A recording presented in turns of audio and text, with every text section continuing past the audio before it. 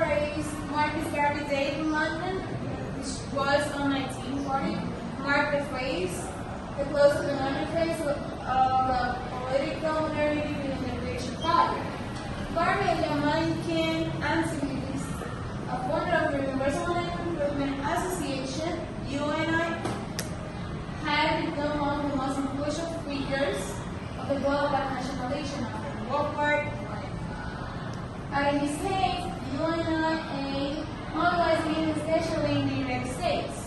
But not just that, around ideals of racial pride, collective uplift, economic self-reliance, and the vision of an African homeland.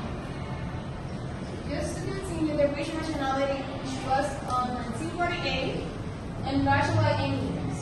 We're talking about this the act rely on to try to define the citizenship after the empire's collapse was created between selection, soldierhood, and resilience. It effectively set the movement and development for former colonial subjects. But it's also migrants like George, Lamin, and other lives of Ireland and Caribbean, British citizenship gained no access as English. In Looking Up Riders 1958, they have been discovered by the global older accurate that this was the Englishman that became racialized whiteness and wasn't articulated with being truly English. The sociologists that we have, for example, as a root class that showed the writings of word not just race clashes, but express working class insecurities.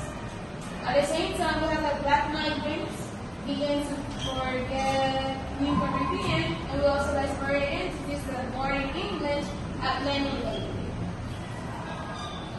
The Nash Powell, we have here the Nash Powell and Ronald Sharkey. Nash Powell is basically an internationalism, interracial exclusive vision of good Englishness, and Ronald Sharkey, which was a black English boxer whose famous role illustrated the tension of being black and English figure pride but also alienation. Both men embodied regional West Midlands dimension of post-colonial identity, showing how race and nationalism shape even the ordinary English fragrance.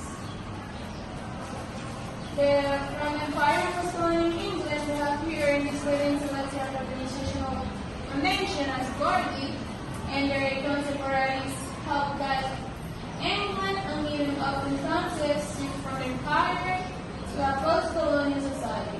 We also have later generations activities confronting racism and inequality, legacy, and also colonial rule. Hello everyone, my name is Christian and I'm going to talk about regional race. After World War II, England faced deep changes in how people understood national identity and race. Two figures from West Midlands and North Power and Ronald Churchill represented opposite sides of this transformation. Their life showed the tension between the traditional idea of Englishness and the emerging society that was creating after the World War II, after the British Empire. Next, please. And not power. Not power, a politician discovered became one of the most controversial processes in post-war debate. He believed that England was built not through laws or constitution, but through shared imagination and collective acts. He warned that the British Empire had weakened England by focusing on other parts of the world instead of on itself. Powell saw immigration from the former colonies as a threat to national unity and national identity. The most famous moment came in 1968 with the Library of Love speech. It was called in Birmingham, in which he used emotional, even violent words to express fear about the racialism and social change. He described immigrants as invaders, and he predicted chaos if immigration continued. Although his speech was condemned, he received support from those citizens who shared his ideas. Powell called it between nationalism, populism, and fear, turning him into a symbol of an exclusionary vision of England. In contrast, Randolph Thornton, a black British boxer, offered a very different version of English identity. He was born in an English spa, one English mother and a Vietnamese father. He grew up in a working class family. He became famous in 1951 after defeating the American boxer Sugar Ray Robinson, one of the best fighters of all time. Exposition. His victory made him a national hero, celebrated across the country as the new English champion.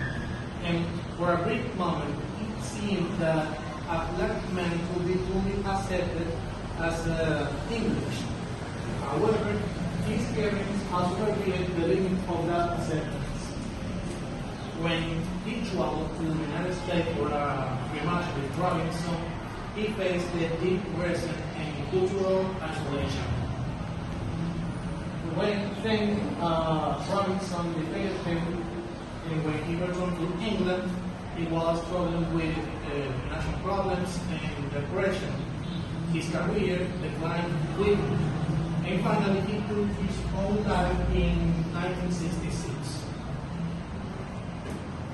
Powell Thornton reflects post-war England and tried to